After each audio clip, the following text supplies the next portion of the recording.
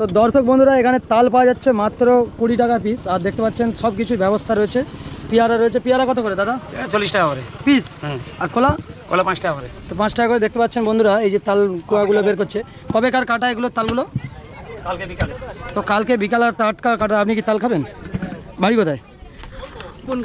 জগন্নাথ মন্দির গিয়েছেন না? তো যাবেন নাকি? তো চলো, অনেকেই এসেছে, সরাসরি দেখাচ্ছে এই ভিডিওর মাধ্যমে। এটা সংকল্পপুরে রয়েছি এই মুহূর্তে। সরাসরি দর্শক বন্ধুরা আপনাদেরকে শ্যাম ভাই দেখাচ্ছে এই ভিডিওর মাধ্যমে সংকল্পপুরের দৃশ্যটা। তো অসাধারণ কিন্তু রয়েছে পরিবেশটা। তো খুব সুন্দর লাগছে পরিবেশটা এই ভিডিওর মাধ্যমে তোমাদেরকে দেখাচ্ছি। এই জায়গাটা কিন্তু ফাটাফাটি লাগে। সংকল্পর তাজপুর থেকে কিন্তু ছাড়িয়ে আসার পরেই কিন্তু সংকল্পপুর থাকে।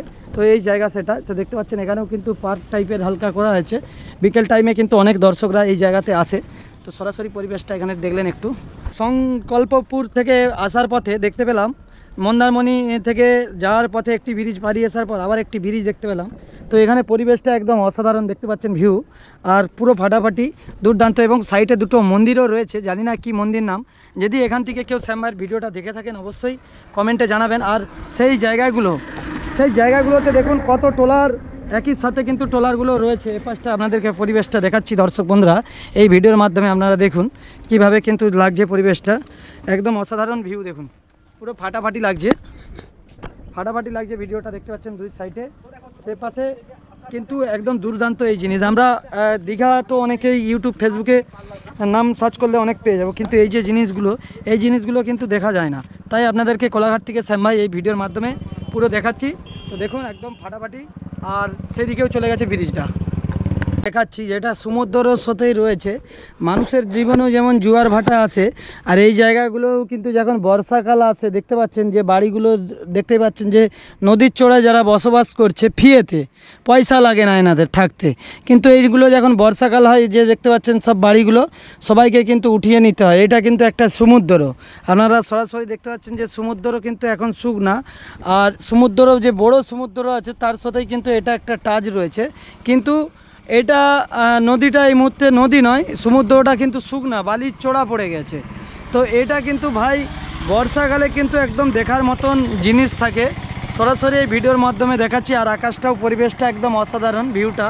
আর তোমরা দেখতে পাচ্ছ যে আমরা আজকে কোথায় রয়েছি। এটা কিন্তু আমাদের কোলাঘাট নয়, এটা আমরা এই মুহূর্তে রয়েছি মন্দারমণি থেকে দীঘার যাওয়ার পথে কিন্তু রয়েছে এই ব্রিজটা। কেউ যদি জেনে থাকো যে ব্রিজটার কী নাম অবশ্যই তোমরা কিন্তু ভাই কমেন্টে কিন্তু জানিও। তো দেখতে পাচ্ছেন সেপাশে সমুদ্রের ঢেউটা একদম অসাধারণ। তো ফাটাফাটি লাগলো এই ব্রিজটা। তোমাদের কেমন লেগেছে অবশ্যই কিন্তু তোমরা বন্ধুরা কমেন্টে জানিও। তো চলো, খুব সুন্দর এখান দিয়ে আমরা শুরু করছি আজকের ভিডিও।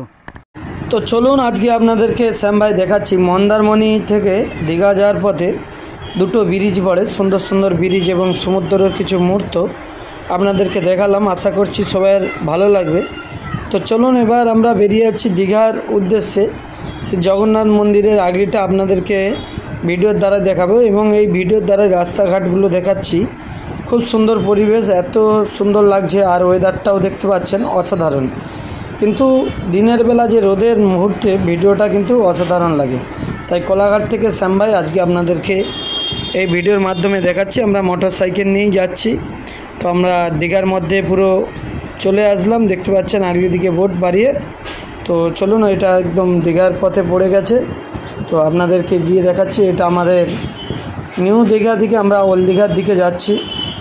তো এই সাইডেই কিন্তু আপনারা দেখতে পাবেন রেল স্টেশন এবং জগন্নাথ মন্দির, সব কিছুটাই আপনারা দেখতে পাবেন এই ভিডিওর মাধ্যমে। তো দেখতে পাচ্ছেন এটা নিউ দীঘার কিছু হচ্ছে সুন্দর মুহূর্ত। সাইডে যে হোটেল আদার্স যাবতীয় জিনিসগুলো রয়েছে আপনাদেরকে দেখাচ্ছি এই ভিডিওর মাধ্যমে। আপনাদের খুব ভালো লাগবে, পরিবেশটা আপনারা দেখতে পাচ্ছেন। তো অসাধারণভাবে কিন্তু রাস্তাঘাটগুলো দীঘাতে রয়েছে। আর কারা কারা এখনও জগন্নাথ মন্দির নতুন হয়েছে দেখতে আসতে পারোনি অবশ্যই কমেন্টে জানাবেন। সবাই আসবেন জগন্নাথ মন্দির দর্শন করতে, ভগবান তোমাদের ভালো করবে। তো চলো শ্যাম ভাই তোমাদেরকে এই ভিডিওর মাধ্যমে দেখাচ্ছি। এই দিকটা দেখতে পাচ্ছেন একদম খুব সুন্দর রয়েছে। তো চলুন আমাদেরকে খুব শিগগিরের মধ্যে দর্শক বন্ধুরা দেখাতে চলেছি একদম জগন্নাথ মন্দিরটা। দেখতে থাকুন, সাথে থাকুন। তো তো আমরা দেখতেই পাচ্ছেন আপনারা জগন্নাথ মন্দিরের চূড়াটা দূর থেকে দেখতে পাওয়া গিয়েছে, অসাধারণ লাগছে চূড়াটা। তো চলুন একদম কাছ থেকে আপনাদেরকে দেখাচ্ছি যে গেট, এটাই মেন গেট হয়েছে জগন্নাথ মন্দিরের। আগের দিকটা এখন বন্ধ রয়েছে, পরে খুলবে হয়তো।